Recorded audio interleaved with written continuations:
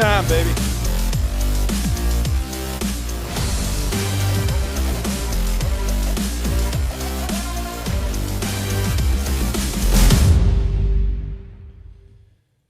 And welcome to the final quarter here in a beautiful day in May. John Howard, Jake Garegnani, ready to talk all things San Diego sports with you. And of course, we begin with the San Diego Padres. John, we're recording this as they come off the heels of that three-game series against the Los Angeles Dodgers. The Dodgers took 2 of those 3, Padres winning that first game. I think going into that series, John, with it being a half-game lead, entering it for the Dodgers, and the Padres even taking over the lead in the NL West for a little bit, this was a nice kind of barometer, a nice test for where people thought the Padres might be when chasing down the back-to-back world champions. Now that those 3 games are in the books, how do you feel about the Padres? How do you feel about that race in the NL West and really where they stack up against the Dodgers?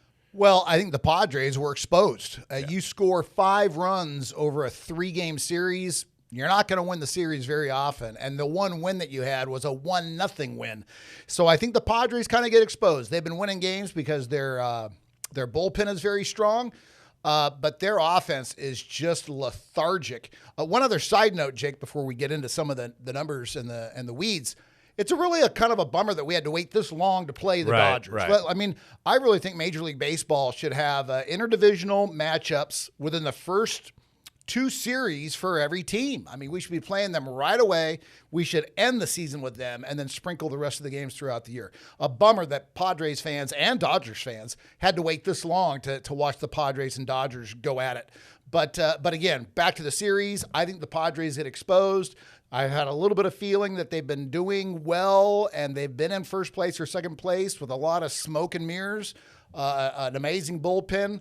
But it's just not going to last all season long, and something's got to happen. Yeah, you call it smoke and mirrors, which I think is an interesting term, but I think it's great depth in the roster that we've seen. You know, we talk about the bullpen. We talk about other guys stepping up, whether it be Walker Buehler or, Miguel Andujar and some of these people that have been added to this roster to get that depth that I think has been missing in years past, right? Yep. And we've shown and we've seen that depth has really proven to be huge for the Padres because it's the reason they're in the position they are right now. But to your point, maybe a little smoke and mirrors, I almost like the word sustainability. Like, how long can you possibly do this if you're the San Diego Padres?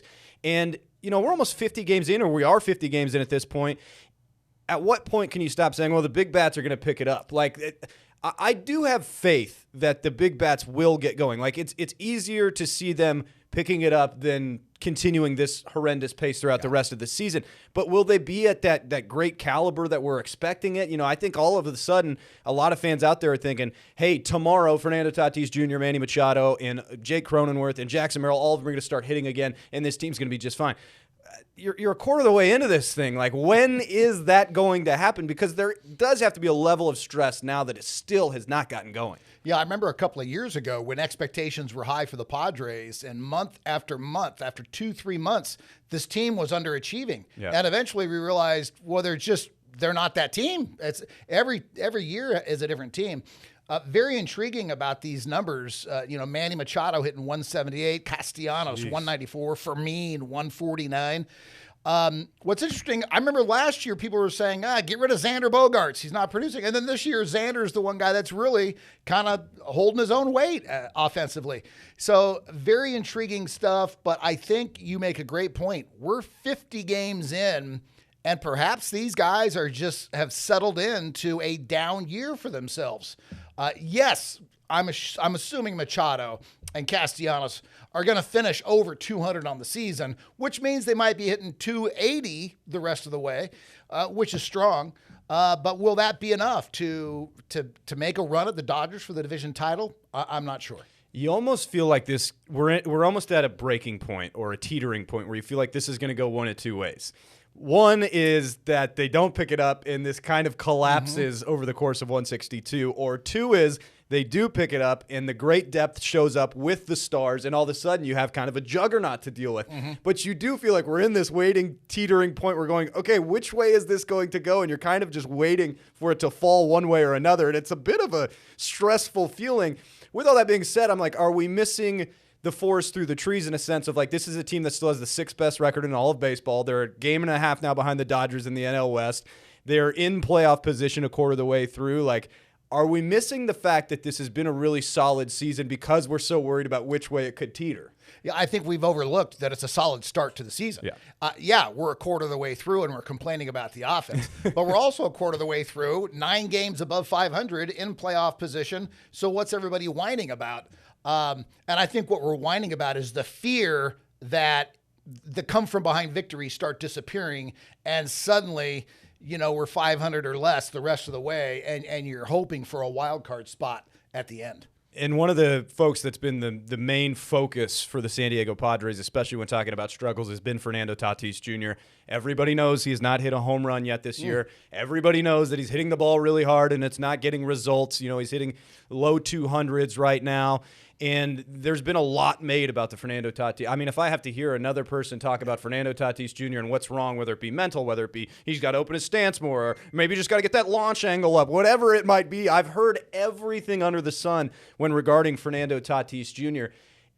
And it is crazy, though. It's still wild. I can't put my finger on it. I don't think anybody out there can.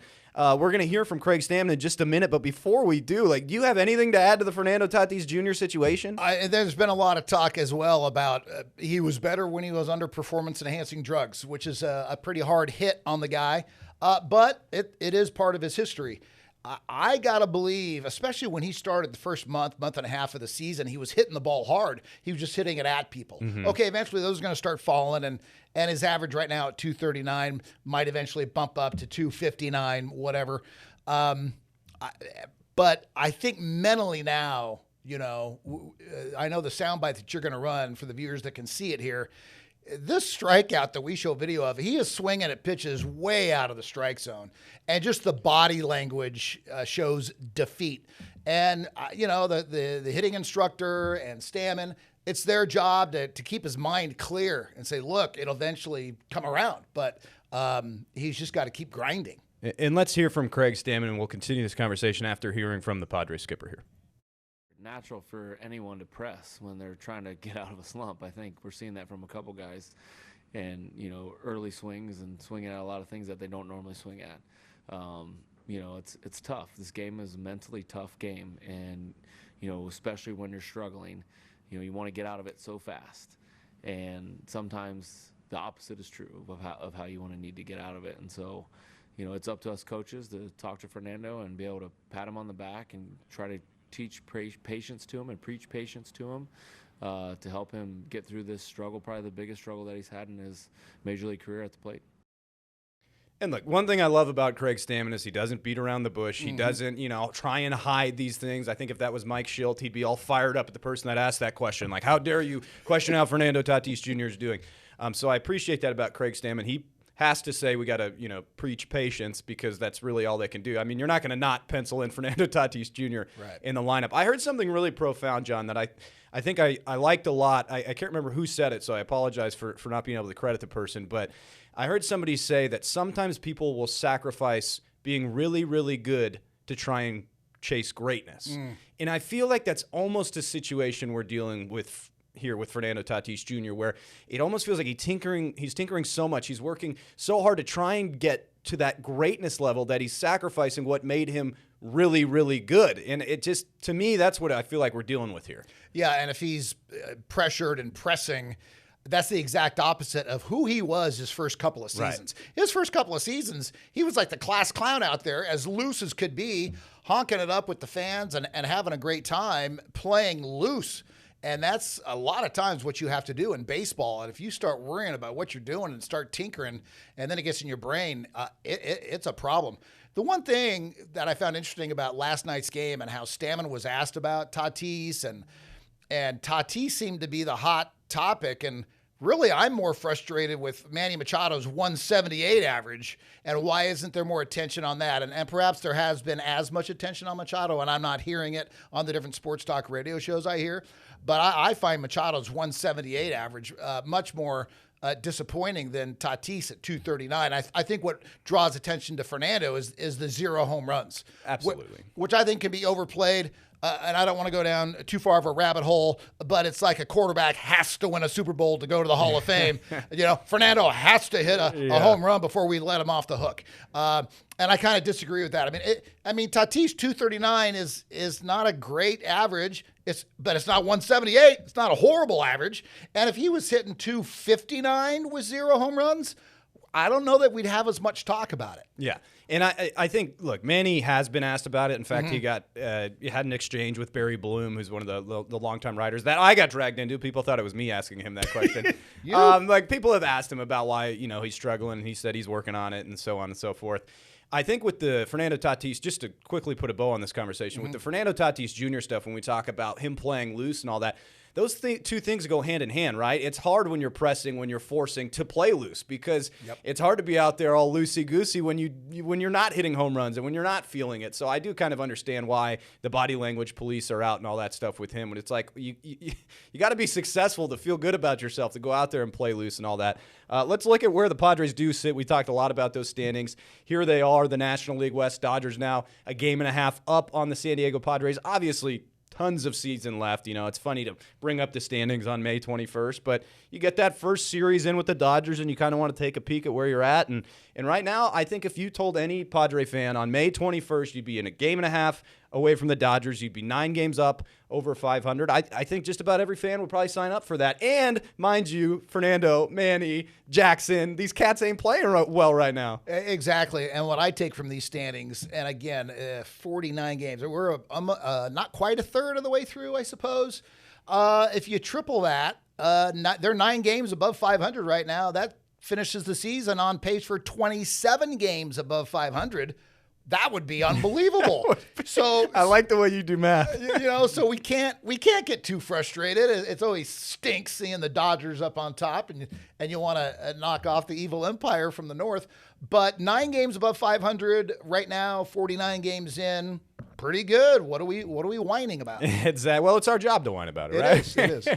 And here is what the Padres have coming up on their schedule. It'll be the A's in town for 3, and then the Phillies in town for 3. The 2 pretty good teams. I think some people maybe haven't been paying attention to the Sacramento, Las Vegas, Oakland A's, but they're playing good baseball right now, and obviously the Phillies are a very good team. And then they'll hit the road to take on the Nationals. Yeah, all of these matchups are interesting. The A's are 1 game above 500. They're a solid team. Philadelphia had a slump, but they've won 8 of 10. They've got hot. They're 25-25. Maybe the Padres are playing them at a bad time, the scheduling gods. A lot of times it's when you play a team as opposed to how good that team is. And right now the Phillies are good.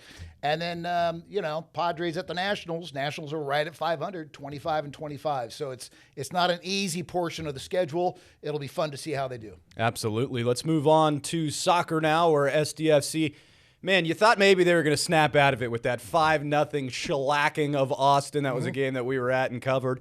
And then all of a sudden, it happens again. A late goal. I mean, this one brutally late. This is a match you were at. We can let you kind of give the vibe of being there. But it's like, again, with SDFC and these late goals. This game against FC Cincinnati, it was one of those games where you're like, okay, this is the momentum they need to build. They were down 1-0, tie it at 1. Down 2-1, tie it at 2. And then they get the final seconds of stoppage time goal from Marcus Ingvartsen, and you go, oh, yes, this is the momentum they need to build. They're going to get 2 straight 3-point wins, and they're going to have one more against Vancouver going to the break. And then they give up the most ridiculous goal of all time, John. It was very frustrating being at that game. It was a very entertaining game. You go to a game and see 6 goals scored. That's great stuff. And I had gotten to the point before extra time. I knew extra time after the second half was going to be 6 or 7 minutes long. I knew it was going to be a little bit longer than usual. But once we hit extra time at that 90th, 91st minute, 92nd minute, I had just, said, okay, this is going to end in a draw. Right.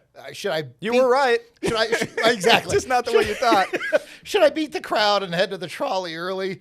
But we stuck around, and oh my gosh, when SDFC scored that goal, it was amazing. And we were celebrating, and there we are, 97 minutes and 20 seconds. And then this, oh my goodness. Unbelievable. It was just, it shut up the crowd like you rarely hear in sports.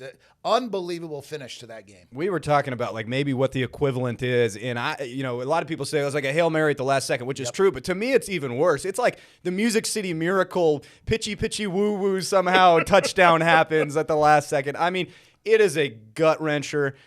I guess if you want to try and find a silver lining, you get the draw, you get a point. You don't completely collapse and lose momentum, but I think San Diego has to feel like this is a loss. This kind of took the wind out of the sails from that big 5-0 win over Austin. So they got one more coming up before the break here against Vancouver. And before we look at that matchup, Jake, as I'm looking at this video for the first time on that final goal by Cincinnati, I'm seeing these players jog following the play. Yeah. There should have been a wall set up. Just like you say, giving up a Hail Mary pass. That Hail Mary pass is usually coming against a prevent defense where guys are 40 yards off the line of scrimmage. That's what should have happened here. And you really got to look. Come on, Mikey Varas. Why wasn't that better prepared for? Mikey would never say it. He would never put his team in that situation. But I think those guys were caught sleeping. I really think they will. I think that goal went in from Ingvarsson, and they went, nice, won it, done.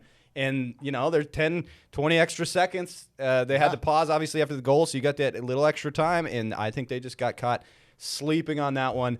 Like I mentioned, they'll face Vancouver, who's every bit as good as they were last year. This is a team that represented the Western Conference in the MLS Finals before losing to Inter Miami and Lionel Messi.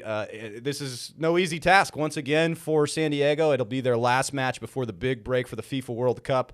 And speaking of that match, if you go and you have a young kid, they gave us these balls to promote for everybody to let you know that that match against Vancouver, I believe it's the first 10,000 14 and under get this nice mini ball with the nations on it, World's Game. So we would throw that out there for SDFC if you'd like to go get that for your youngster. And we will wrap up on the final quarter here with the San Diego Wave, who have been playing really, really good soccer. We were talking before we came down, kind of just taking a look at how they've been playing. And this match, John, against Houston, 2-2 draw. But, aside from that draw, is the team that's playing really good, second in the NWSL. I think they're having themselves a really good season, it feels like. Yeah, I worked this game anchoring that night, covering it, and watched most of it. And it was great to see San Diego take the 1-0 lead and missed other opportunities. Here's an open goal, but a defender kicks it away at the last second. That ended up being the golden missed opportunity because the game ended in a 2-2 draw. If that ball trickles in, all things being equal, San Diego gets the victory. And they came into this match with the top record in NWSL. Finishing with the draw, they dropped down to second place. So the one other thing I'll note on this is Houston scores to take a 2-1 lead in the 90th minute. Look at the clock up there. And it's in the 4th or 5th minute of extra time that the San Diego Wave answers. So, hand it to the Wave, not giving up. They still fought to the very end, scoring in extra time in the 5th minute of extra time to get the draw, which is sorely needed. And they've been good about that this year. They're almost the opposite of SDFC. The Washington game, the game before this game against Houston, they scored a late on a set piece corner kick late goal to win that match 2-1. And without going back and looking at everything, I just feel like there's been multiple times this year where they've been able to score late or later in the match and either get a draw or a win out of it. So it's been an exciting year for the San Diego Wave, and it's been an exciting final quarter for us on the CBS 8 app. As always, we really appreciate you joining us. Don't forget, if you want your mini ball. Yeah. John Howard, any final thoughts before we let the people go? Well, I was going to say SDFC, they'll play against Vancouver. Then they don't play for 2 months. I want to be optimistic, want to see SDFC get that win heading into the World Cup break. Can they win 2-1? I don't know. The way they've been playing the last 11 matches, I question it. But I'm calling a 2-1 SDFC victory over the Vancouver. What are they, the Whitecaps? The Whitecaps, baby. Yeah, the baby. Vancouver Whitecaps. All right, I leave you with this question, John Howard. Yep. In 30 seconds, summarize how important will Lucas Giolito be in the San Diego Padres rotation this year?